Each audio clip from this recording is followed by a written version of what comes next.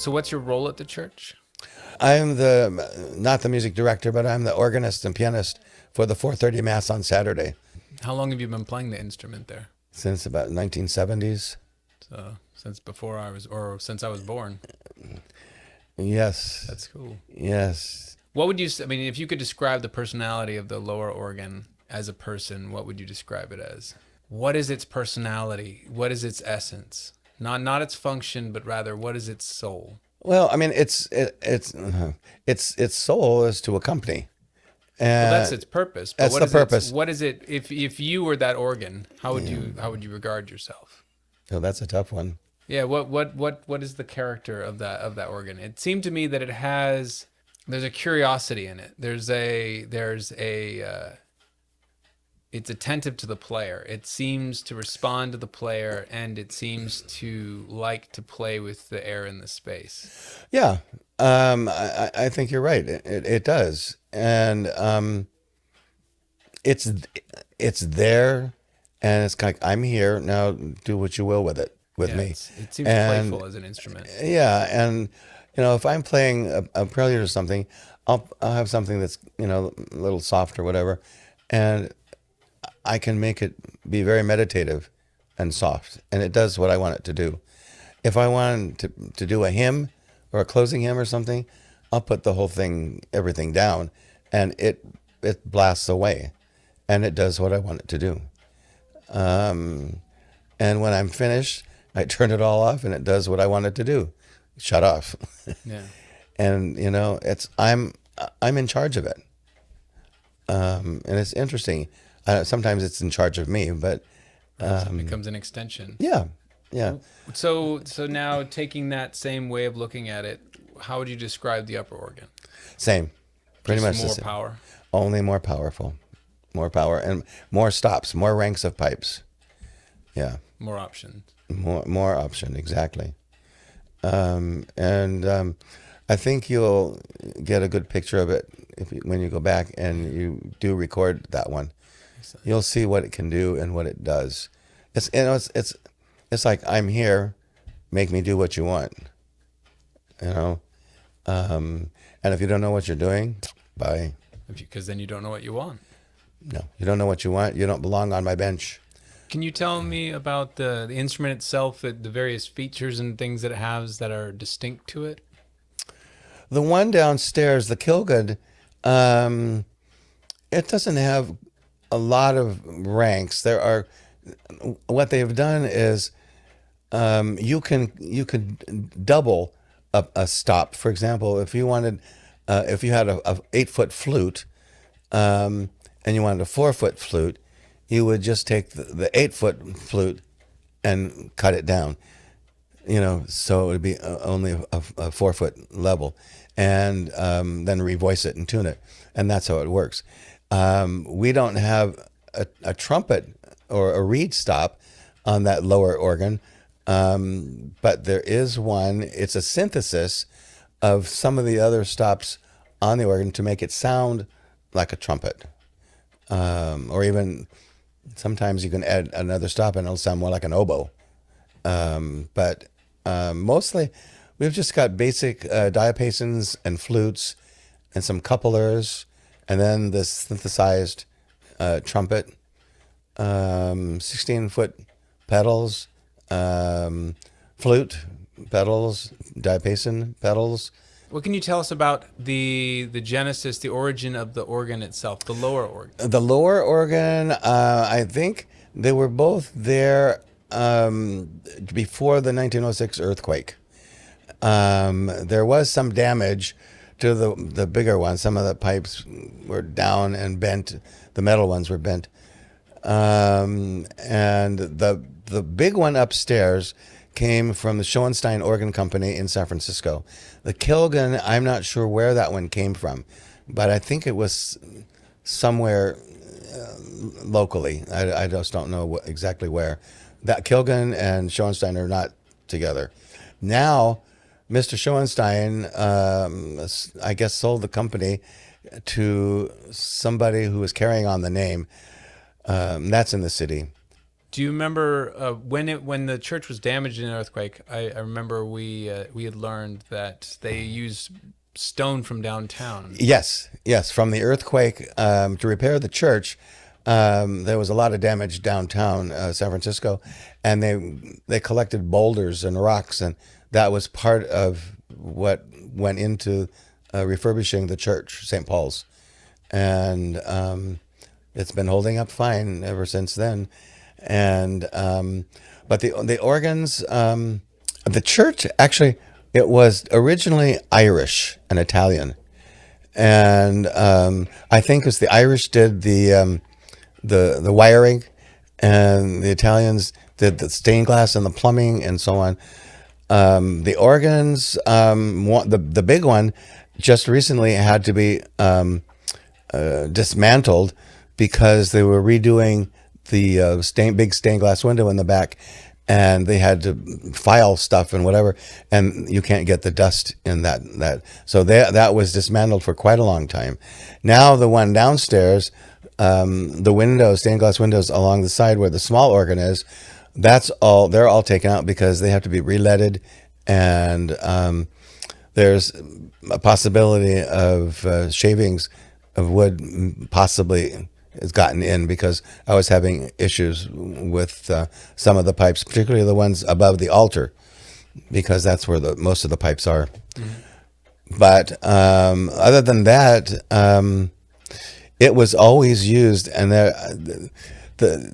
don't know how many stairs. The one in the balcony is so high up. I mean, it's several flights of stairs just to get up to the top. Mm-hmm. And what used to be was the choir was always in the balcony with the organ. And, people, if you were young, you could climb up all those stairs, no problem. Elderly people couldn't go up there anymore. But it's still up there, and it is used particularly for festival days, Christmas, Easter, weddings, funerals, things like that. Concerts. Mm-hmm. There have been choral groups have come in and used it for concerts. The small one basically is only used. I use it for the Saturday afternoon mass, but when they used to have evening prayer, the nuns would come over, and some of the brothers that would be there, and it was an instrument that was used for what we call the offices, all the different individual services that are not a part of a mass. They're just prayer services, and they would use that because it could be nice and soft and accompany them chanting. Okay, so let's talk about the upper organ and what it can do. Oh, he can rock the church, really. I mean, you open it up full, everything down. It's amazing, absolutely amazing, because it has, a separate set of strings. It does have a mixture, which is nice and bright. It has two, actually, and one is the main pipe, like a 4 or an 8, and then a pipe tuned a fifth higher, and you can use that as a solo, as a stop for something that you want to be more edgy. The pedal pipes will rock the whole church. It's amazing. When we go back again, we'll have to play them for you, and it'll be a challenge to record them. Generally, recording organs is very, very difficult because of the extreme range of decimals at one time. And so I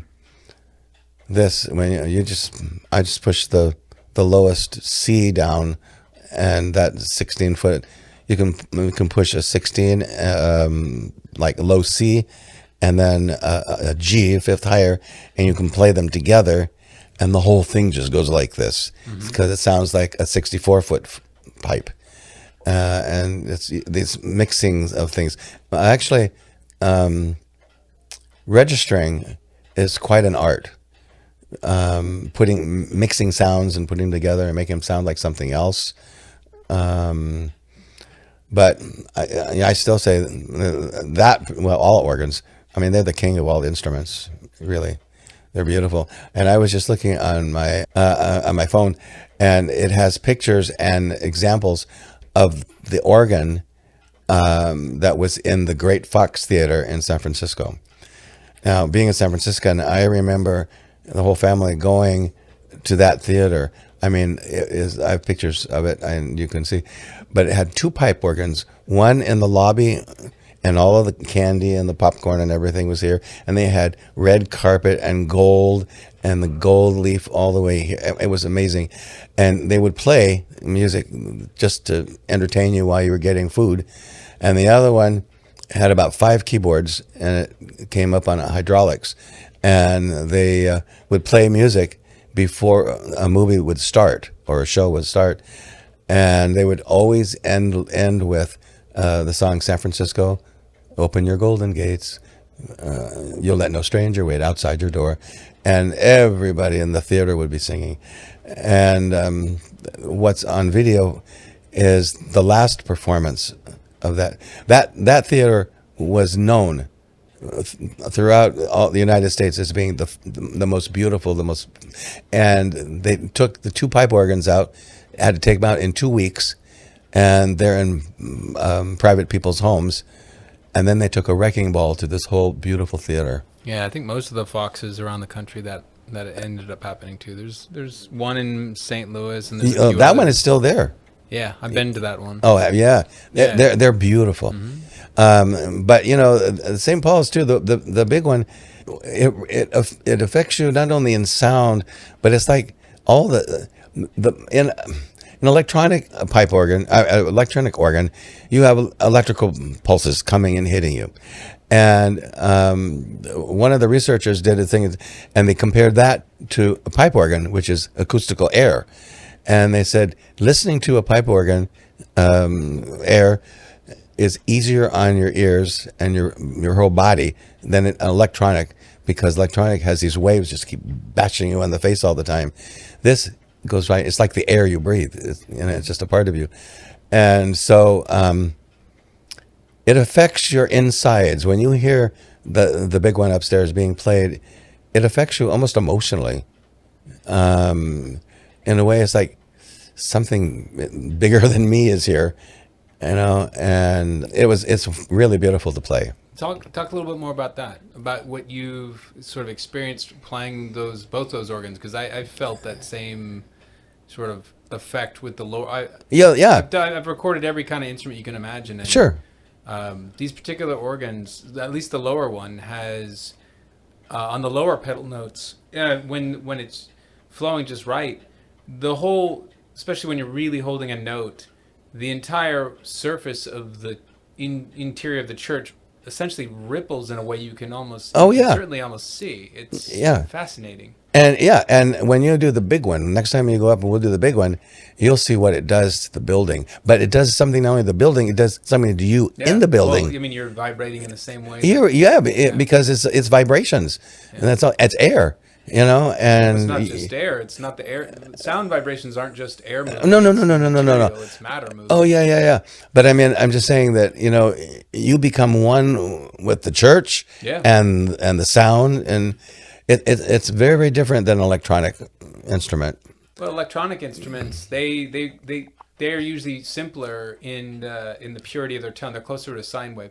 The sound is still the same, but in a pipe organ, you're dealing with resonance throughout the pipe. You have harmonics and subharmonics, and you have a whole amalgam of different objects within the signal chain. Within the air column, that vibrate differently, that buzz, that ring, that it's a fundamentally more complex sound. What are the unique aspects or features of the upper organ? Like, what does it have? Describe it. It has more fundamental sounds, and more flute sounds, more string sounds, and more reed sounds. Can you talk about what that means in terms of organs? What is a flute, a string, and a reed? Well, a diapason is the typical sound that an organ would make. A typical church organ. That's the fundamental of the organ. And then you've got flutes. Flutes are pipes that are wooden pipes, and they actually sound like a regular metal flute or a wood flute. And you've got those at different registers. And then you've got strings. To make a string sound like a string, you have, for example, we'll take a flute pipe, one flute pipe, and it'll be tuned. Then they'll take the same flute pipe and tune it sharp so that it sounds like it's a string, and go through all of the pipes that way. So it oscillates. Yes, what oscillates. Yes, and you've got another one is like a vox humana. You have a celeste, and the second pipe is tuned differently to make that different stop sound.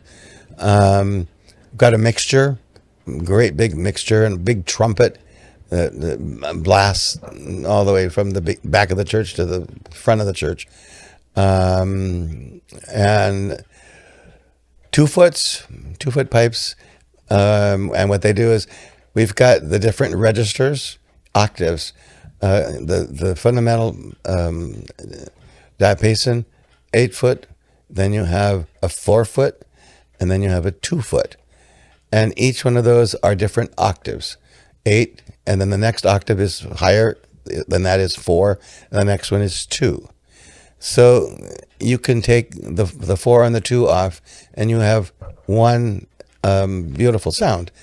But if you want more fullness, then you add the 4 and the 2.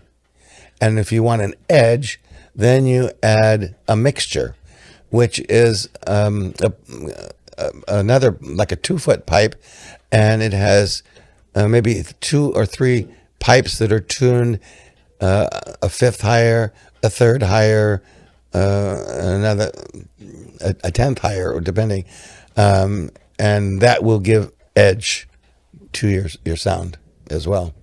And that upstairs is completely, it has all of those in it, and it has a 16 foot pedal in the bass, which rumbles the whole church. Oh, and it has what's called a tremulant.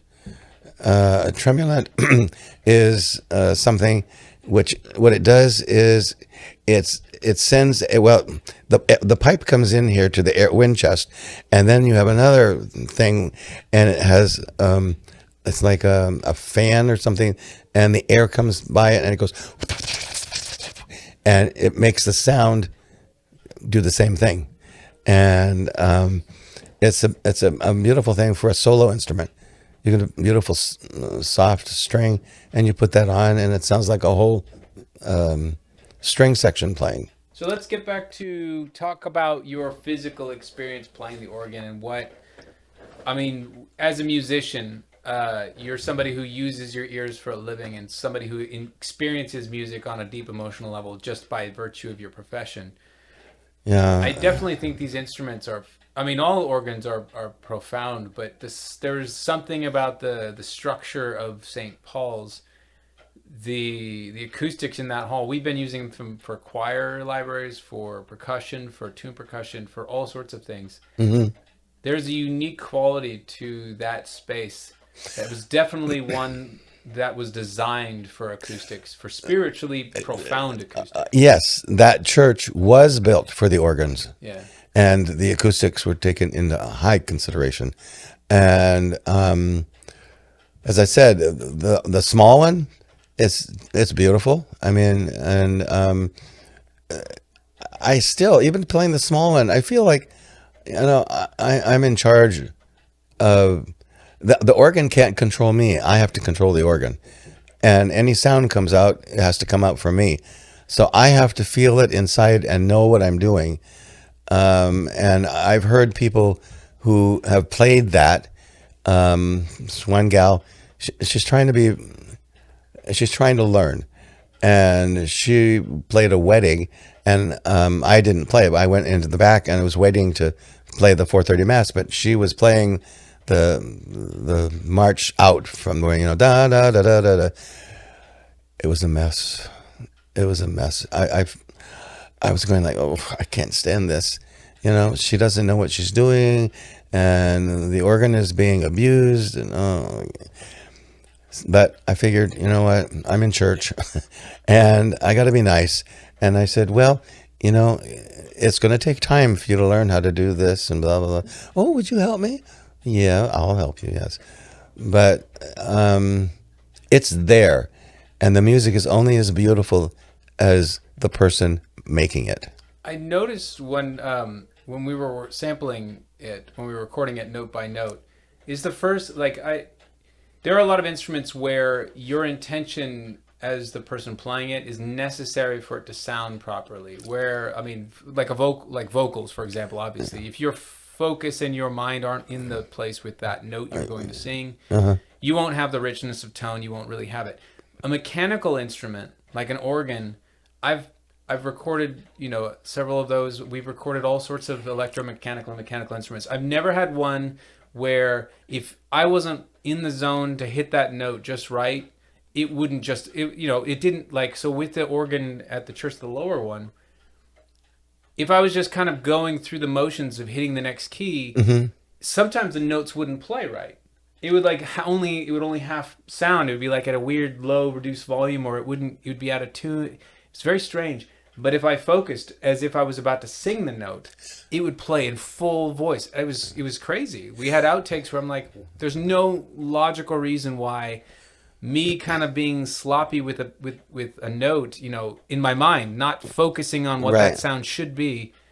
It's almost like the instrument played just like a violin or a voice would, rather than a mechanical object. It's got a soul, it seems. Oh, yes. And when I was taking organ lessons, the last one with wonderful organ teacher, he said one of the best ways, he said, you want the organ to sing? I said, yeah. He said, you have to sing. You sing what you play. And I would be doing some Bach, bum, bum, bum, bum, bum, bum, bum, bum, bum, bum, bum, and a fugue, and I'd have to sing every entrance, and I'd have to breathe. And I would phrase my music as according to how I would breathe. If I didn't breathe properly, the fugue wasn't going to sound good. Yeah. So you are what you're playing. You become what you're playing. And if you want it to be good, you need to be good. And you have to sing. You have to breathe. You have to articulate everything. What's unique about that is the instrument is designed for the building, or rather, the building and the instrument are one giant instrument. Yep. So the organ and the space are it's almost like the hall. It's a wedding. Sound, well, yeah, because the hall is the acoustic chamber, just like an acoustic guitar. The hollow space of the guitar and the strings are one thing. Yeah. Well, in a pipe organ especially, the hall and the organ are that, like one giant guitar. Yep. So when you have an instrument like that also, in a sense, you must lock into as a mind, as a player, to get it to fully resonate. You are essentially interlocking with the building in this huge space, and you're in co-resonance, and it's a trippy experience. It is. To feel your entire you're body like this. Resonate in focus with a note. Yeah, you're like this. It's like you're married together. Yeah. The building, the music, and your performance. Yeah. It's hypnotizing when you're doing it. It's and when you play different pieces, I'll do them sometimes for preludes, postludes, whatever. I have to think, okay, what is in this piece of music? What is it supposed to sound like? And then I have to think, okay, what do I have to do to the organ to make it sound like what the music was written for? And then I have to play it the way that I know it was written. A lot of people will play Bach. Instead of just playing Bach the way Bach wrote it, they thought they could do better. And I was listening to it and I'm like, oh, this is garbage. He doesn't know what he's doing. He's bastardizing Bach, really. And my mind is going, that's not what it's supposed to sound like. Bach didn't write it that way, and it's the same with the instrument. The instrument was made for that space, and it will do whatever it's supposed to do. It's there. It's just play me, and it's quite a challenge, really. Quite a challenge. You're steering a building. with Yeah. you're playing an entire building in it, and you have to Yes. play it just right to Yes. get the whole thing to ring right. Exactly. But when you do, it's earth shaking. I know, Within you. and some people, they really don't know what they're talking about. Even on the small organ, they'll say, "Do you have to play so loud? How come you have that low sound on? It's shaking the building." Yeah. I'm going, "Well, I was doing what I was supposed to do." Yeah, it's like wondering when you play an acoustic guitar why the low notes sound low. I mean, Yeah. you are inside the resonant chamber of Yeah, the instrument. yeah. The pipes are just the strings. Yeah. But it's supposed to be like that. Yeah, exactly. Yeah. Well, thank you so much for the. Oh, you're time to welcome. It's talk my with us. pleasure.